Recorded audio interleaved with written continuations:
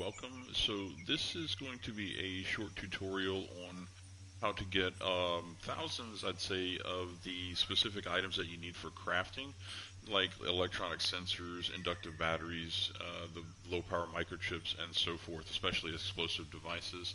So let's go ahead and take a look at those items that I'm talking about. So let's take a look here in our inventory. So we're going to go down here to craft. Now these are for craftable items. You can certainly buy these items in the shop, but if you're doing gameplay, you're out in the world and you need to craft something real quick, such as a grenade, a C4 charge, anything of that nature, you can certainly do so by doing this. This is one of the best ways to get these, and again, you can get thousands of them. Let's just take a look at what I mean by thousands. So I have, if you look at there at the explosive devices that it takes to create a Mark II frag grenade, I have over 40,000 of these explosive materials. So this is one way that you can do so. So we're looking at things like the torches you can create because it's only explosive materials, the flashbangs, you can make tons of these, your diversion lures, explosive materials, and so forth. So just the regular grenades here, the Mark 1s, they're explosive materials. And then some things like this you can actually make too, because you're going to get these electronic sensors, you're going to get these low power microchips, so you can make these Intel grenades. Now these are a little different because you need Daemon microchips. That's something that you can find somewhere else, but you will get the inductive batteries. Again, this is the rockets. You're going to need 2 explosive materials, so you need a lot of explosive materials. Old shells you're going to get in a different location.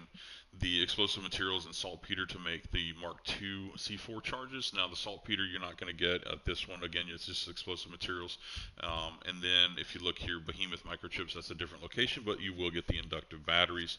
So as far as making these are concerned, these sync shots, the one thing you're not going to get is embedded AI cores. Now they're very difficult to get. You have to get them from flying drones. I do have a separate video showing you how to do that, but you will get a ton of these optical lenses and electronic sensors. If you notice there, I have over 4,000 electronic sensors and over 3,000 optical lenses just from doing this little trick that I'm about to show you. So, all right, let's get started. You do not need to worry about your gear score. You can be low, you can be high, that does not matter. The only thing that's actually going to matter in doing this little trick is you're going to need a helicopter with rockets on it. I would recommend a helicopter that actually has heat seekers. So what we're going to do is we're going to come to this location. This is in the Driftwood Islets location, and then this is going to be like the Scrubby Woods bivouac, and right here is a Daemon area. So this is kind of where you're going to want to do this little trick I'm going to show you. Let's go ahead and open the bivouac. And the only reason I'm opening the bivouac is because, again, I need to get a helicopter. So if you have the opportunity to purchase this helicopter, I would certainly recommend it. That is the Blacklist helicopter. It looks weird. It's kind of a funky looking helicopter, but it does have heat seekers. For the purpose of what I'm doing and what I'm showing you now, it has the best stability and the most speed to do the little trick that I'm going to show you. So I would recommend getting this Blacklist if you have the money for it. If you don't, you can also do one of these right here, the Overseer, or the Overseer with rockets specifically. I wouldn't get one that has guns. I wouldn't get one that doesn't have anything, but you need the one that has rockets. And the reason for this is we're going to blow stuff up while we're in the air. Specifically, we're going to go after the flying drones and get rid of them and get them out of the area. So let's go ahead, instead of getting these, because I don't have any teammates I need to worry about, and those aren't as stable as the the Blacklist. So I'm going to go ahead and get the Blacklist going. So we're going to jump out of the bivouac. That's the only reason we needed to be in there.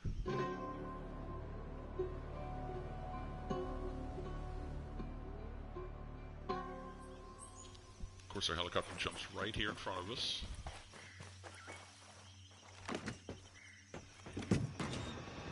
Now, I'm going to go up to about 150 meters in the air. If you look down at your altimeter on the left side, you can see how high I'm going. I like to about 150 meters, that's it. So if you look at my crosshairs, there is farm equipment here. So there's this one, and then there's this one here. Whatever this little area they set up where they didn't finish farming the trees or whatever. So we're going to blow those up. And we're going to automatically to the right, if you look at my screen, you're going to see the items that we get from them jump on my screen. So let's go ahead and blow this one up. And it does take 2 rockets to blow these up. If you miss, you just have to shoot again. Alright, so there we go. So both of those had items jump in my inventory. Now we're going to fly over here. At 150 meters, these guys can't see us. So that's kind of one of the reasons I do that. Now I'm going to come back over here. I'm going to line up on them. And if you notice, they're in a 5-man formation.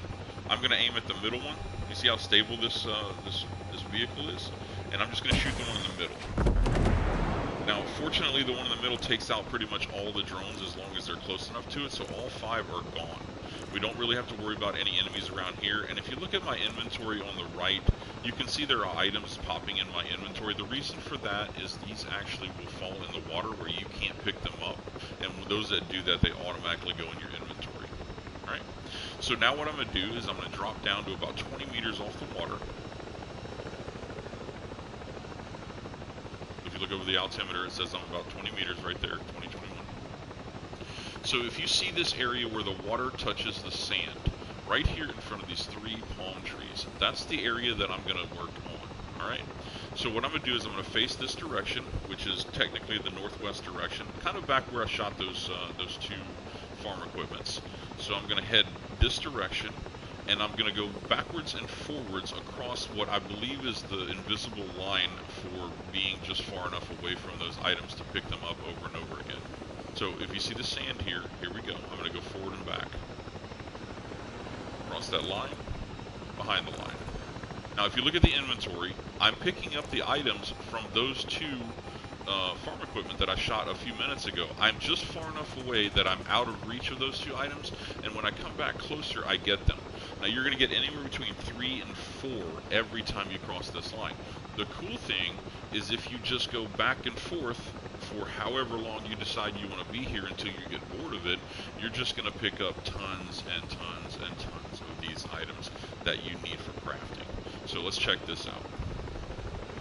Forward and back. And I'm just going to do it over and over again. Take a look at all the things I'm getting in my inventory over there. The optical lenses, the inductive batteries, the explosive devices, electronic sensors, over and over and over. Integrated chipsets, which you can sell because you don't use those for anything. That's good money right there. And look how stable this helicopter is. This is why I recommend this helicopter specifically. And it's super fast going forwards and backwards. Again, all I'm doing is crossing that little line that's on the sand and the water touching there.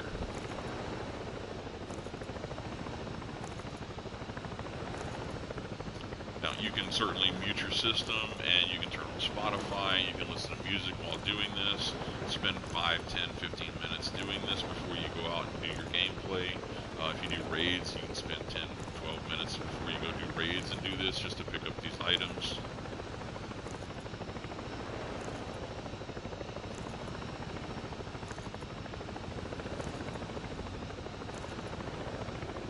Alright, well, I hope that was a good tutorial for you guys that shows you how to get a lot of these parts.